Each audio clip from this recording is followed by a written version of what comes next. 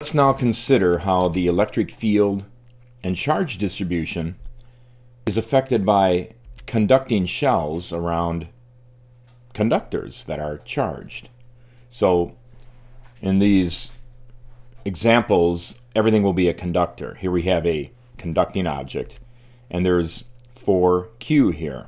Now, just for simplicity's sake, we're going to consider that each plus is 1Q. So whether it's plus or minus, that'll be a Q of charge. And so here we have 4. As a result of this, we have an electric field coming off of this radially, uniformly, and it's indicated, its relative quantity of electric field is indicated by is proportional to the charge, and so 4 lines corresponds to 4Q. So that will be the way we designate that. So we put a conducting shell around this, and of course this is a two-dimensional slice, without any initial charge. As a result of that plus 4Q, it's going to draw negative 4Q to the inside surface of that conducting shell. And immediately as that happens, that's the electrons really drawn away from another atom, so the positives are on the outer surface of the conducting shell, and there's 4 of them. So now if we put a Gaussian surface around this whole thing, the Q enclosed is 4Q, and the entire thing at the Gaussian surface has the 4 E field lines coming off of it, which is what it would have, which would be there if that conducting shell wasn't there. So the original field configuration is not changed by this. We have this conducting shell that, for all we know from an outside source, this shell could have a positive 4Q on it, and it's all by itself. And this field would look the same here as it does with our actual situation of having the center conductor having the 4Q on it. But that's how the shell responds to this charge in the center. Now, let's do a conducting ring here. And, well, it's really a shell ring. Probably should call it a shell. In any case, here we have plus 2Q, and I'm telling you right now that there's minus 4Q on this. So what is that going to look like? As a result of those plus 2Q, we have the field lines coming off, and there's an associated negative for each of the positives. So really, in physical reality, this is drawing those negatives to the inner surface of the shell. And there's 2 more negatives on the outer surface to give us the negative 4Q. So the negative 4 is there, but it redistributed it a little bit. Let's put a Gaussian surface inside. Then the electric field is 0 on that, as it must be. Q enclosed must be 0. Both of those go hand in hand. And that's easy to see because negative 2, positive 2 is enclosed. Put a Gaussian surface around the whole thing. You guessed it. We have a net negative 2Q, and the electric field points in. All right. So now, let's determine the central charge and draw the outside field lines for this situation where we have plus 7Q on the ring. So the total charge on the ring is plus 7Q, and I'm showing you that there are 4 field lines going in. So what does that mean? Well, what it means is that we can right away say, aha, there's minus 4Q on that inner charge. Associated with those negatives are 4 positives, and then there's got to be 3 left, so 1, 2, 3, giving us a total of plus 7Q on the entire ring or shell. But this does not mean that the entire system is plus 7Q. In fact, it's not. In fact, if we draw the E field, we have 3 E field lines corresponding to each one of these plus Q's. And what we really have, do a Gaussian surface, the Q enclosed is plus 3Q. So that is the way in which we can almost, play games with this charge distribution scenario on charges and shells. Now let's actually determine the electric field from a charged shell, spherical shell, with minus 3q on the shell and q on the center charge that encloses. That's enclosed by the shell. We have radii A and B. So we're going to basically figure out the electric field in all of space. We're going to consider r less than A, r between A and B, and then r greater than B. So less than A. Well, let's put a Gaussian surface in the region of space that's less than A. And the integral, the closed integral of E dot dA, q enclosed over epsilon 0. Apply Gauss's law. That's flux, by the way. Symmetry, we have spherical symmetry. E perpendicular is constant, and radial. So the closed integral of E dot dA evaluates to EA, which is flux. And the area is 4 pi r squared. So that's q enclosed over epsilon 0. And q enclosed by the Gaussian surface is q.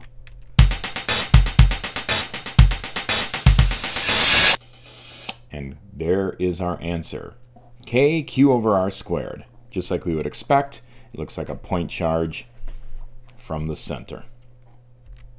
Now for r between A and B.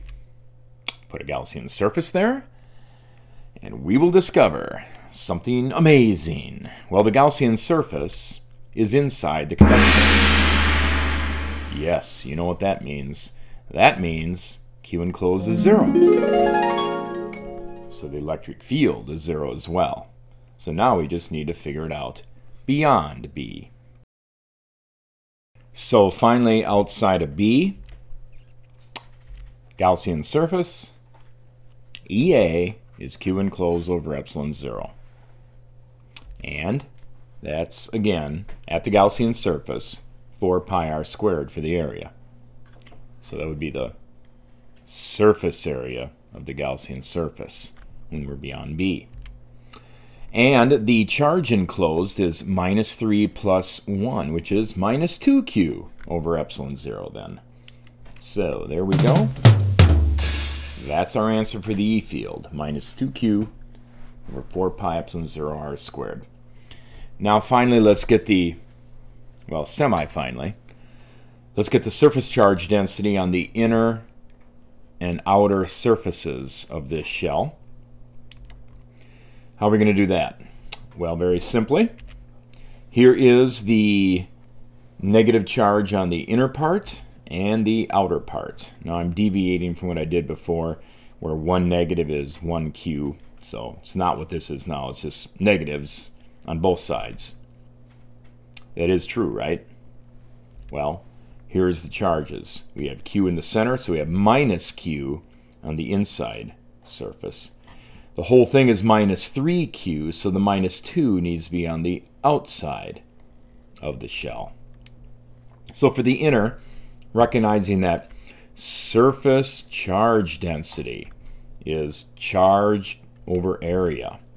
So that is minus q over area. 4 pi r squared, the r is A.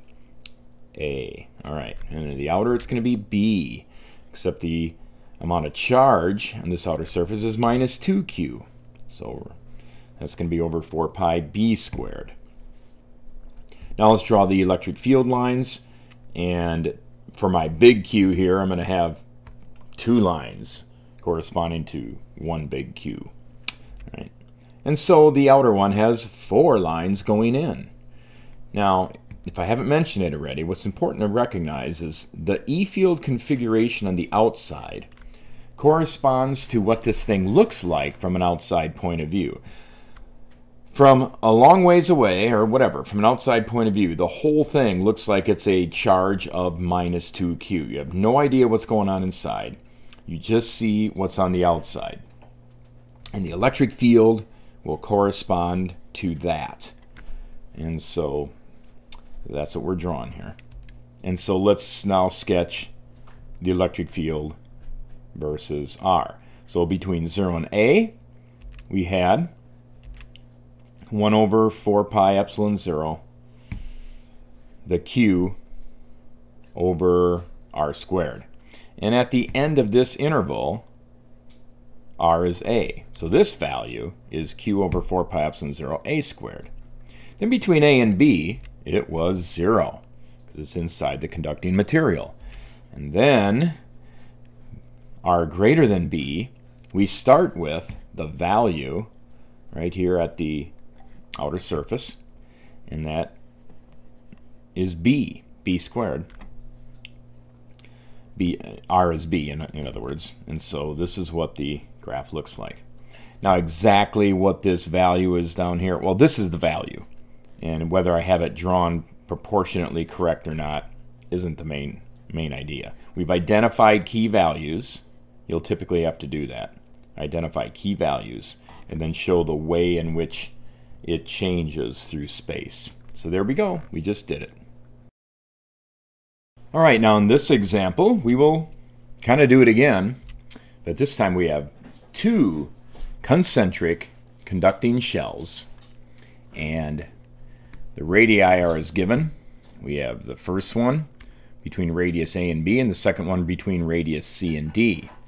First one has plus 2q, second one has plus 4q total charge on it. Let's determine the E field for all space and graph it. So for r less than a, put a Gaussian surface there. And Q enclosed is 0. Therefore, the electric field is 0. Between a and b, put a Gaussian surface. There's the new variable r. Since it's in metal, it's a conductor, I should say. We know Q enclosed is 0, so the E field is 0. See how easy this is? R between B and C. Well, now, are we enclosing charge? Yes, we are. We're enclosing 2Q. So the electric flux is EA, which is Q enclosed over epsilon 0. Q enclosed is 2Q over epsilon 0, so solve for E. E is 2Q over epsilon 0. A, bring the A down, and A is 4 pi r squared.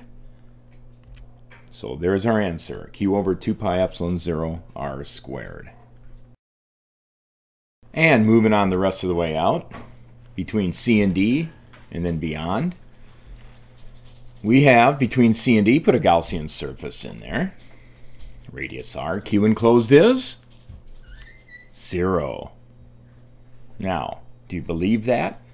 I ask that because when you look at this Gaussian surface, looks to me like it's completely enclosing this plus 2q. There's plus 2q on this, and there's no way for that charge to leave. So isn't this Gaussian surface enclosing at least plus 2q? No. Hope you realize that because of this charge, it draws negative charge to the inner surface of the outer spherical shell to result in no net charge enclosed. So there's no E field, which there can't be here. So nature is always right, and it always has a good solution. We just got to figure it out. So the electric field is 0 in that region. Then R greater than D. Put the Gaussian surface around the whole thing. Q enclosed is, you got it? That's right, 6Q. So flux is E times A, which is Q enclosed over epsilon 0, which is 6Q over epsilon 0. Electric field, 3Q over 2 pi epsilon 0 r squared. All right. Now let's figure out the charges on the inner and outer surfaces of the two shells. Very simple. 0 on the inside of the inner, because there is no center charge here, so nothing alters it inside there on the inner recess. Plus 2Q is all residing on the outer surface of the inner shell. And then, because of that, we have the negative 2Q drawn to the inside. But this whole thing is plus 4Q. Therefore, what must exist on the outer surface of the outer shell is plus 6. Plus 6 minus 2 is plus 4. Now let's map it. The E field, that is, throughout space, 0 to A, and actually right on through A to B is all 0 electric field. And then it spikes. And we have from B to C an inverse square of the E field, and then C to D is 0, and then beyond D, I don't know exactly where this is, actually I do, it trails off inverse square again. So the values in particular right here are K2Q over B squared. The next one, K6Q over D squared. And depending on what the values of B and D are, of course, is going to determine where these actually start. But that is a good representation of the electric field in all of space for this system.